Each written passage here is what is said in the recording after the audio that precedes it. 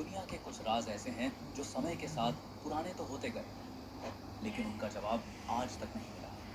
कभी एक ऐसी किताब जो एक अजीबोगरीब भाषा में लिखी गई, जो आज तक किसी को समझ नहीं आई, और समंदर में एक ऐसा कंप्यूटर मिला जो हजारों साल पुराना हो, और कभी ऐसे पत्थर जो इंसान की समझ से परे हैं।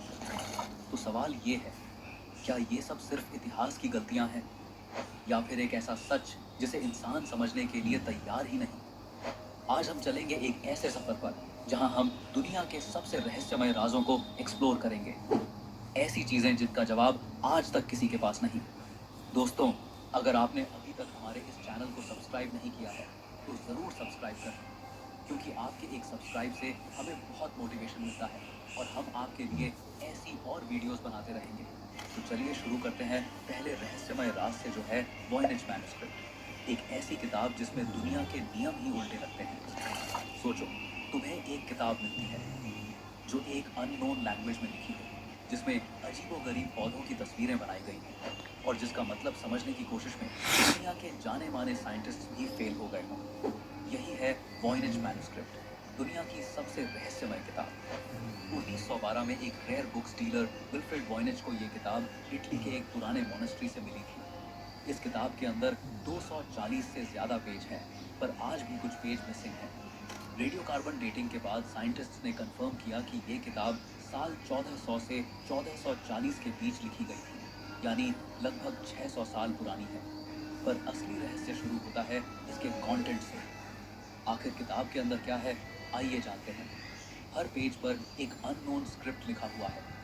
ये लैंग्वेज दुनिया के किसी भी कल्चर, किसी भी सिविलाइजेशन से मैच नहीं करती। इसमें ऐसे सिंबल्स और अल्फाबेट्स हैं जो इंसान ने कभी पहले नहीं देखे, और तस्वीरें कुछ अजीब और अनोखे पौधों की बनाई गई हैं जो रियलिटी में कहीं मौजूद ही नहीं। कुछ पेजेस पर एस्ट्रोलॉजिकल डायग्राम्स हैं, ऐसे स्टार्स और गैलेक्सीज जो मेडिवल यूरोप के लोग जानते ही नहीं थे। सबसे हैरान करने वाली बात, कुछ इलस्ट्रेशंस में naked women strange green liquid में स्नान करती हुई दिखाई गई हैं, जिनके आसपास ट्यूब और पाइप्स जैसी चीजें बनी हैं, जैसे किसी अननोन टेक्नोलॉजी का स्केच हो। कुछ लोग मानते हैं कि ये किताब एक एलियन सिविलाइजेशन का मैसेज है जो हम समझ नहीं पा रहे, और कुछ लोग मानते हैं शायद ये एक ऐसी एंशंट सभ्यता का रिकॉर्ड है जो खत्म हो गई, और उसकी लैंग्वेज हमारे लिए हमेशा के लिए खो गई। कुछ हिस्टोरियंस कहते हैं कि शायद ये एक मेडिवल मेडिकल गाइड है जो विमेंस हेल्थ और हर्बल मेडिसिन पर लिखी गई थी। पर अगर ऐसा होता तो लैंग्वेज डिकोड हो जाती। कुछ एक्सपर्ट्स बोलते हैं कि शायद ये एक फेक मैन्युस्क्रिप्ट है जो मेडिवल जमाने में पैसा बनाने के लिए लिखी गई। पर सवाल उठता है, एक फेक किताब में इतना कॉम्प्लेक्स लैंग्वेज और सिस्टमैटिक सिंबल्स क्यों लिखे जाते हैं? 100 साल से ज्यादा हो गए, पर इस किताब का कोड अब तक ब्रेक नहीं हुआ। आर्टिफिशियल इंटेलिजेंस और मॉडर्न क्रिप्टोग्राफी के बावजूद वॉयनेज मैन्युस्क्रिप्ट एक अनसॉल्व्ड पजल है। और सबसे बड़ी बात, हर पेज देखने पर लगता है जैसे इसमें कोई हिडन नॉलेज है जो इंसान से छुपाया गया हो, जैसे ये किताब किसी और दुनिया की साइंस हो। Number 2, Nazca lines. सोचो, एक ऐसा रेगिस्तान जहां मिट्टी और पत्थर के बीच जमीन पर खींचे गए लकीरों से इतने बड़े बड़े डिजाइन्स बने हैं कि उन्हें सिर्फ आसमान से ही देखा जा सकता है। ये हैं नाज़का लाइंस, जो पेरू के नाज़का डेजर्ट में पाए गए हैं। जमीन पर चलने वाले इंसान को ये लाइंस बस रैंडम और अजीब सी खुदाई लगती हैं, लेकिन जब 1930 के आसपास पहली बार एयरप्लेन्स ने नाज़का के रेगिस्तान के ऊपर से उड़ान भरी, तो उन्होंने एक हैरतअंगेज खुलासा किया। वहां पूरे डेजर्ट में 300 से ज्यादा जियोमेट्रिकल शेप्स, एनिमल्स और मिस्टीरियस फिगर्स बने हुए थे। सोचो, किसी ने एक इंसान की शक्ल, एक मंकी, एक जायंट हमिंग बर्ड और एक स्पाइडर रेगिस्तान की जमीन पर खींच दिए, और वो भी इतने बड़े स्केल पर कि उन्हें सिर्फ आसमान से ही समझा जा सकता है। ये लाइंस नाज़का सिविलाइजेशन 200 BCE से 600 CEE के लोगों ने बनाई थी। रेगिस्तान की अपर लेयर एक तरह की रेडिश ब्राउन मिट्टी से भरी है। अगर इस लेयर को हटा दिया जाए तो नीचे से एक हल्का ग्रे वाइट सरफेस निकलता है। नाज़का के लोगों ने इसी सरफेस को एक्सपोज करके लाइंस बनाई। लेकिन सवाल ये है, इतने बड़े और परफेक्ट डिजाइन्स उन्होंने बनाए कैसे? उस टाइम कोई ड्रोन नहीं था, कोई एयरप्लेन नहीं था। जमीन पर खड़े होकर इंसान को कभी समझ ही नहीं आता कि पूरा डिजाइन क्या बन रहा है। कई स्कॉलर्स कहते हैं कि नाज़का लाइंस एक तरह का एस्ट्रोनॉमिकल कैलेंडर थी। ये फिगर्स स्टार्स, कॉन्स्टलेशंस और सोल्स्टिस के टाइम अलाइन होते हैं। मतलब शायद उनका रिलेशन आसमान के तारे और प्लानिटरी साइकिल से था। एक थ्योरी के मुताबिक ये लाइंस एक तरह की सेरेमोनियल पाथवेज थी। मतलब लोग इन पर चलकर रिचुअल्स करते थे, शायद पानी के लिए प्रेयर्स, क्योंकि नाज़का एक बहुत सूखा एरिया है। सबसे पॉपुलर और थ्रिल वाली थ्योरी ये है कि ये लाइंस किसी एलियन सिविलाइजेशन के लिए बनाई गई थी, एक तरह के लैंडिंग मार्क्स, जिससे वो आसमान से आइडेंटिफाई कर सके। क्योंकि उस तरह की स्केल और परफेक्शन बनाना इंसान के लिए उस टाइम ऑलमोस्ट इम्पॉसिबल लगता था। कुछ एक्सपर्ट्स कहते हैं कि ये एक तरह का अंडरग्राउंड वाटर मैप था। नाज़का के लोग शायद दिखाना चाहते थे कि कौन से एरियाज के नीचे पानी अवेलेबल है। नाज़का लाइंस आज भी वैसे ही सेफ हैं जैसे 2000 साल पहले बनाए गए थे। रेगिस्तान का ड्राई क्लाइमेट और विंड्स की कमी की वजह से ये लकीरें कभी मिटती नहीं। यूनेस्को ने इन्हें वर्ल्ड हेरिटेज साइट डिक्लेयर किया, लेकिन मिस्ट्री अब तक वही की वही है। क्या ये डिवाइन प्रेयर्स थी, एक कैलेंडर था, या फिर एलियंस के लिए मैसेज? सोचो, एक पूरा सिविलाइजेशन ऐसे डिजाइन्स बनाता है जो खुद जमीन से कभी देख ही नहीं सकता। मतलब उन्होंने ये किसके लिए बनाया था? Number 3, pyramids of Giza. सोचो, एक ऐसा स्थान जो हजारों सालों से दुनिया के सबसे बड़े राज अपने अंदर छुपाए बैठा है। गीजा के पिरामिड्स। ये पिरामिड्स सिर्फ एक मकबरा या आर्किटेक्चर का कमाल नहीं है, बल्कि एक अनसॉल्व्ड मिस्ट्री का समुद्र है। सबसे ज्यादा डिस्कशन होती है ग्रेट पिरामिड ऑफ खुफू के अंदर छुपे हुए सीक्रेट चैम्बर्स के बारे में। जब इस पिरामिड का कंस्ट्रक्शन हुआ था लगभग 4500 साल पहले, तब उसे इतनी एक्यूरेसी के साथ बनाया गया था कि आज के मॉडर्न इंजीनियर्स भी हैरान हो जाते हैं। 2017 में एक scientific project scan pyramids mission ने एक ऐसा डिस्कवरी किया जिसमें बियॉन्ड रेडियोग्राफी टेक्निक का यूज हुआ। ये एक तरह की कॉस्मिक रे इमेजिंग है जो वॉल्स के अंदर छुपे स्पेसेस को डिटेक्ट करती है।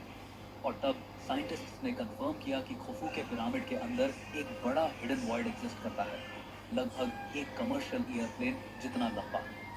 अब सवाल उठता है, ये चैम्बर किस काम का था?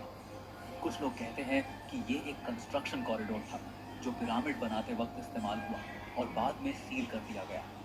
दूसरे रिसर्चर्स मानते हैं कि ये एक रॉयल बरियल चैम्बर हो सकता है जिसमें अभी तक किसी को घुसने का मौका नहीं मिला। और कुछ थ्योरिस्ट्स का मानना है कि ये चैम्बर एंशियंट टेक्नोलॉजी या फराव के खजाने का सीक्रेट वॉल्ट हो सकता है। और मिस्ट्री और गहरी तब हो जाती है जब ये पता चलता है कि पिरामिड के अंदर आज तक ऐसे नैरो शाफ्ट्स और कॉरिडोर्स भी हैं जिनका पर्पज किसी को समझ नहीं आया। जैसे एक शाफ्ट डायरेक्टली स्टार्स की अलाइनमेंट में बना हुआ है, जो इस बात की तरफ इशारा करता है कि इजिप्शियंस का एस्ट्रोनॉमी और आफ्टर लाइफ के साथ गहरा कनेक्शन था। पिरामिड्स के अंदर के चैम्बर्स का राज की अभी तक पूरी तरह सॉल्व नहीं हुआ। आज भी वहाँ एक्सपेरिमेंट्स और स्कैनिंग चल रही है, लेकिन अंदर फिजिकली एंटर करने की परमिशन नहीं दी जाती क्योंकि वो स्ट्रक्चर डिस्टर्ब हो सकता है। सोचो, अगर एक दिन ये चैम्बर्स ओपन हो गए तो क्या हमें एक खजाना मिलेगा, या फिर ऐसी नॉलेज जो इंसान की हिस्ट्री को हमेशा के लिए बदल दे? पिरामिड्स के अंदर छुपा ये सीक्रेट चैम्बर अभी भी दुनिया का एक ऐसा राजा है जो हर जनरेशन को चैलेंज करता है। Number 4, Easter Island Moai statues. Pacific Ocean के बीच एक छोटा सा आइलैंड है, ईस्टर आइलैंड। और यहीं खड़े हैं वो अजीब और बड़े बड़े मोआई स्टैच्यूज जिन्हें देखकर हर इंसान हैरान रह जाता है। वहाँ जमीन पर 13 फीट से लेकर 30 फीट तक के पत्थर के इंसान जैसे चेहरे खड़े हैं। कुछ का वेट 80 टन तक है और ये सब स्टोन टूल से बनाए गए थे।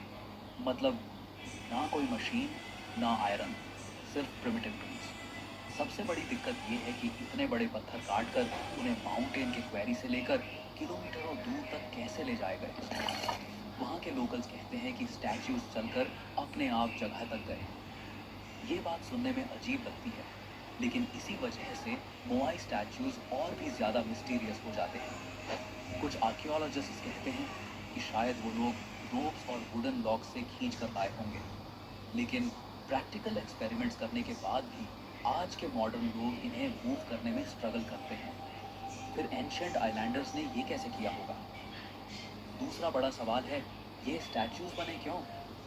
कुछ लोग कहते हैं कि ये एंसेस्टर्स की स्पिरिचुअल गार्डियंस हैं जो आइलैंड की रक्षा करते हैं।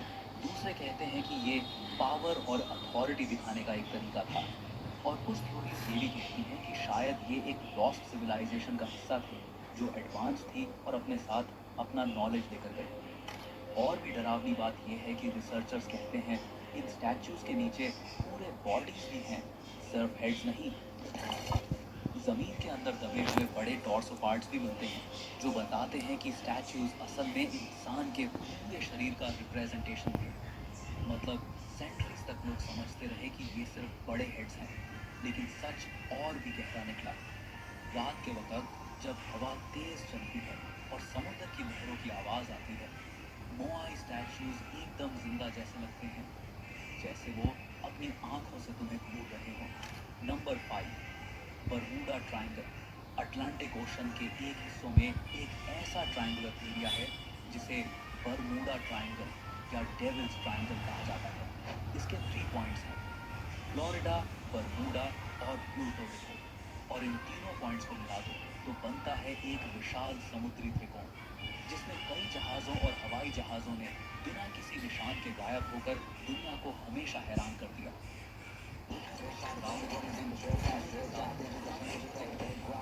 लेकिन उनका जवाब सबसे ज्यादा मशहूर केस 1945 में हुआ था, फ्लाइट 980 जो आज तक 5 American navy bombers training mission के लिए निकले। कम्युनिकेशन में उन्होंने बोला कि कंपास काम नहीं कर रहा, डायरेक्शन क्लियर नहीं हो रही। फिर कुछ घंटों बाद उनका कांटेक्ट डिस्कनेक्ट हो गया और उन सब के प्लेन्स बिना किसी ट्रेस के वैनिश समझने के लिए। और सबसे हैरानी की बात, आज हम चलेंगे एक जो ऐसे टीम गई थी जहां हम प्लेन भी वहीं गायब हो गए। राजों को एक्सप्लोर प्लेन्स ही नहीं बल्कि ऐसी चीजें जिनका जवाब आज तक किसी के पास नहीं। दोस्तों, अगर आपने बहुत बड़ा नेवी शिप जिसमें 300 से ज्यादा लोग थे बिना किसी एसओएस सिग्नल के बरमूडा ट्रायंगल में खो गया, न तो कोई शिपरेक मिला, न कोई डेड बॉडी, बस एक पूरा का पूरा शिप बिना किसी ट्रेस के वैनिश हो गया। और सबसे हैरानी की बात, उन्हें ढूंढने जो रेस्क्यू टीम गई थी वो प्लेन भी वहीं गायब हो गया। सिर्फ प्लेन्स ही नहीं बल्कि अनेक शिप्स भी यहाँ से वैनिश हो चुके हैं। यूएसएस साइक्लोप्स एक बहुत बड़ा नेवी शिप जिसमें 300 से ज्यादा लोग थे बिना किसी एसओएस सिग्नल के बरमूडा ट्रायंगल में खो गया। न तो कोई शिपरेक मिला, न कोई डेड बॉडी, बस एक पूरा का पूरा शिप हवा में गायब हो गया। कुछ साइंटिस्ट कहते हैं कि यहाँ के मैग्नेटिक फील्ड्स कंपास और नेविगेशन इंस्ट्रूमेंट्स को डिस्टर्ब कर देते हैं। Methane gas hydrates, ocean floor के नीचे से मीथेन गैस निकलती है जो पानी का डेंसिटी चेंज कर देती है और शिप्स आसानी से डूब जाते हैं। कुछ थ्योरिस्ट्स मानते हैं कि यह एरिया एक एलियन बेस है जहां से वे इंसानों को अपने एक्सपेरिमेंट्स के लिए ले जाते हैं। एक और थ्योरी यह कहती है कि बरमूडा ट्रायंगल एक प्राचीन लॉस्ट सिटी अटलांटिस की एडवांस टेक्नोलॉजी के ऊपर है जो अभी भी एक्टिव है।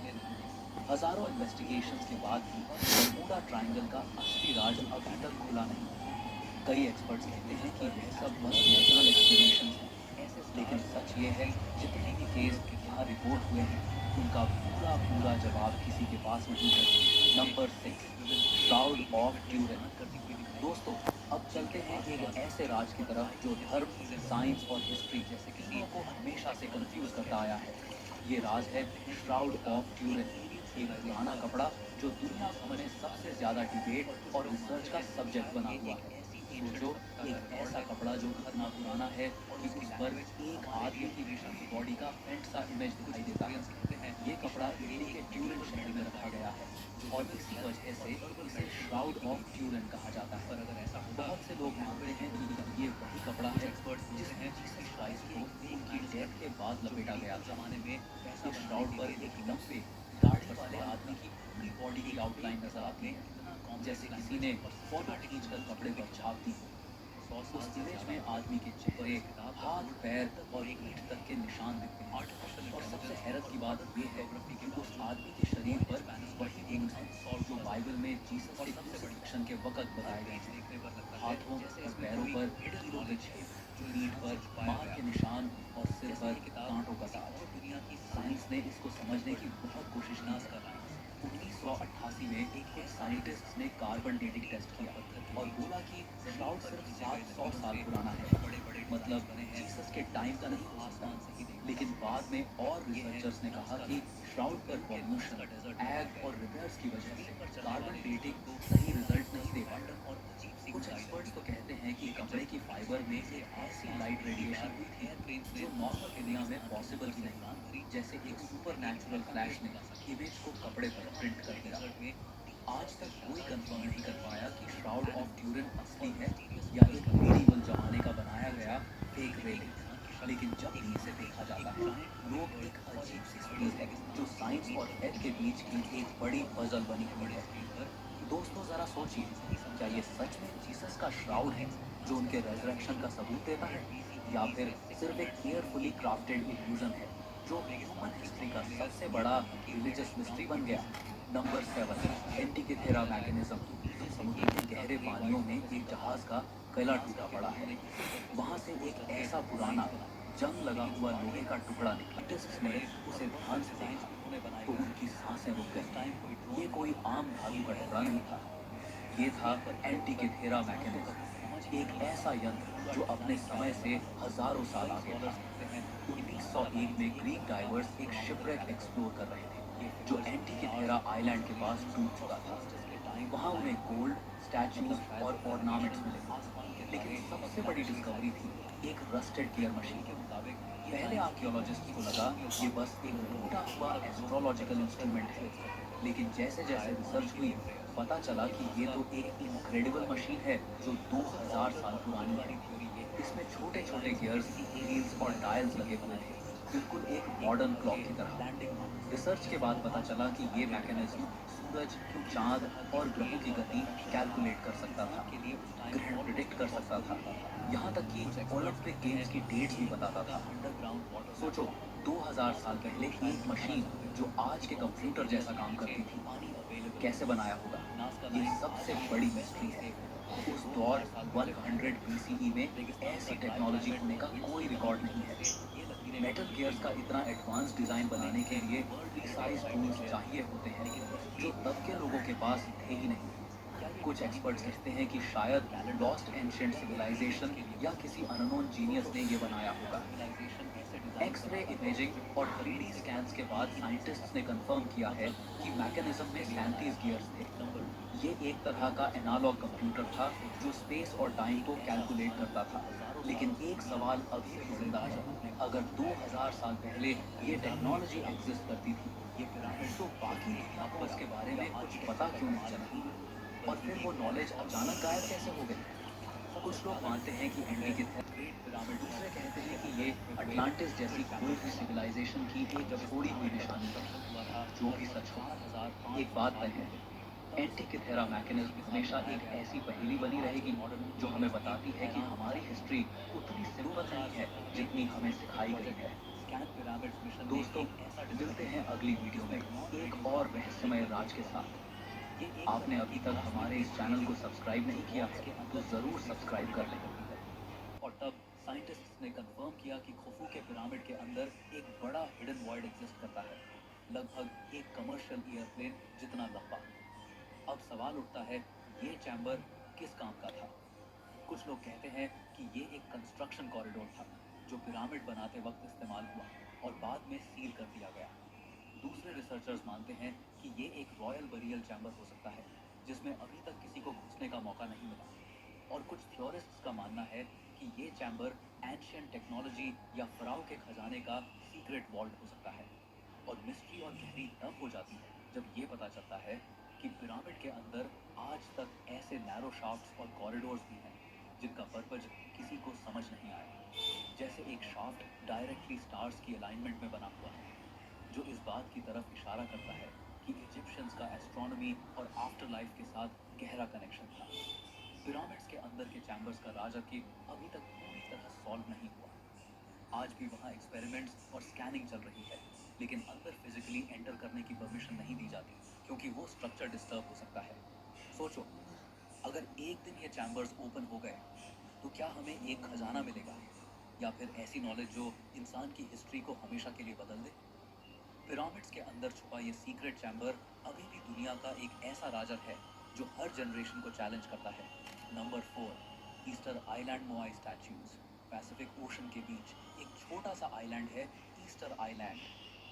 और यहीं खड़े हैं वो अजीब और बड़े बड़े मोआई स्टैच्यूज, जिन्हें देखकर हर इंसान हैरान रह जाता है। वहाँ ज़मीन पर 13 फीट से लेकर 30 फीट तक के पत्थर के इंसान जैसे चेहरे खड़े हैं। कुछ का वेट 80 टन तक है, और ये सब स्टोन टूल से बनाए गए थे। मतलब ना कोई मशीन, ना आयरन, सिर्फ प्रिमिटिव टूल्स। सबसे बड़ी दिक्कत ये है कि इतने बड़े पत्थर काट कर उन्हें माउंटेन के क्वेरी से लेकर किलोमीटरों दूर तक कैसे ले जाए गए। वहाँ के लोकल्स कहते हैं कि स्टैच्यूज चलकर अपने आप जगह तक गए। ये बात सुनने में अजीब लगती है, लेकिन इसी वजह से मोआई स्टैच्यूज और भी ज़्यादा मिस्टीरियस हो जाते हैं। कुछ आर्कियोलॉजिस्ट्स कहते हैं कि शायद वो लोग रोप्स और वुडन लॉक्स से खींच कर लाए होंगे, लेकिन प्रैक्टिकल एक्सपेरिमेंट्स करने के बाद भी आज के मॉडर्न लोग इन्हें मूव करने में स्ट्रगल करते हैं। फिर एंशियंट आइलैंडर्स ने ये कैसे किया होगा? दूसरा बड़ा सवाल है, ये स्टैच्यूज बने क्यों? कुछ लोग कहते हैं कि ये एंसेस्टर्स की स्पिरिचुअल गार्डियंस हैं, जो आइलैंड की रक्षा करते हैं। दूसरे कहते हैं कि ये पावर और अथॉरिटी दिखाने का एक तरीका था। और कुछ थ्योरीज ये भी कहती हैं कि शायद ये एक लॉस्ट सिविलाइजेशन का हिस्सा थे, जो एडवांस थी और अपने साथ अपना नॉलेज लेकर गई। और भी डरावनी बात यह है कि रिसर्चर्स कहते हैं इन स्टैच्यूज के नीचे पूरे बॉडीज भी हैं, सिर्फ हेड्स नहीं। जमीन के अंदर दबे हुए बड़े टॉर्सो पार्ट्स भी मिलते हैं, जो बताते हैं कि स्टैच्यूज असल में इंसान के पूरे शरीर का रिप्रेजेंटेशन थे। मतलब सेंचुरीज तक लोग समझते रहे कि ये सिर्फ बड़े हेड्स हैं, लेकिन सच और भी गहरा निकला। रात के वक्त जब हवा तेज चलती है और समुद्र की लहरों की आवाज आती है, मोआई स्टैच्यूज एकदम जिंदा जैसे लगते हैं, जैसे वो अपनी आंखों से तुम्हें घूर रहे हों। Number 5, Bermuda triangle. Atlantic ocean के एक हिस्सों में एक ऐसा ट्रायंगुलर एरिया है जिसे बरमूडा ट्रायंगल या डेविल्स ट्रायंगल कहा जाता है। इसके 3 पॉइंट्स हैं, फ्लोरिडा, बरमूडा और प्लूटो रिको। और इन तीनों पॉइंट्स को मिला दो तो बनता है एक विशाल समुद्री त्रिकोण, जिसमें कई जहाज़ों और हवाई जहाज़ों ने बिना किसी निशान के गायब होकर दुनिया को हमेशा हैरान कर दिया।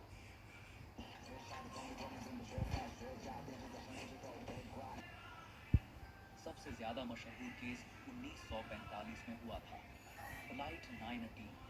5 American navy bombers training mission के लिए निकले थे। कम्युनिकेशन में उन्होंने बोला कि कंपास काम नहीं कर रहा, डायरेक्शन क्लियर नहीं हो रही। फिर कुछ घंटों बाद उनका कांटेक्ट डिस्कनेक्ट हो गया और उन सब के प्लेन्स बिना किसी ट्रेस के वैनिश हो गए। और सबसे हैरानी की बात, उन्हें ढूंढने जो रेस्क्यू टीम गई थी, वो प्लेन भी वहीं गायब हो गए। सिर्फ प्लेन्स ही नहीं, बल्कि अनेक शिप्स भी यहाँ से वैनिश हो चुके हैं। यूएसएस साइक्लोप्स, एक बहुत बड़ा नेवी शिप जिसमें 300 से ज़्यादा लोग थे, बिना किसी एसओएस सिग्नल के बरमूडा ट्रायंगल में खो गया। न तो कोई शिपरेक मिला, न कोई डेड बॉडी, बस एक पूरा का पूरा शिप प्लेन्स बिना किसी ट्रेस के वैनिश हो गए। और सबसे हैरानी की बात, उन्हें ढूंढने जो रेस्क्यू टीम गई थी, वो प्लेन भी वहीं गायब हो गए। सिर्फ प्लेन्स ही नहीं, बल्कि अनेक शिप्स भी यहाँ से वैनिश हो चुके हैं। यूएसएस साइक्लोप्स, एक बहुत बड़ा नेवी शिप जिसमें 300 से ज़्यादा लोग थे, बिना किसी एसओएस सिग्नल के बरमूडा ट्रायंगल में खो गया। न तो कोई शिपरेक मिला, न कोई डेड बॉडी, बस एक पूरा का पूरा शिप हवा में गायब हो गया। कुछ साइंटिस्ट कहते हैं कि यहाँ के मैग्नेटिक फील्ड्स कंपास और नेविगेशन इंस्ट्रूमेंट्स को डिस्टर्ब कर देते हैं। Methane gas hydrates, ocean floor के नीचे से मीथेन गैस निकलती है, जो पानी का डेंसिटी चेंज कर देती है और शिप्स आसानी से डूब जाते हैं।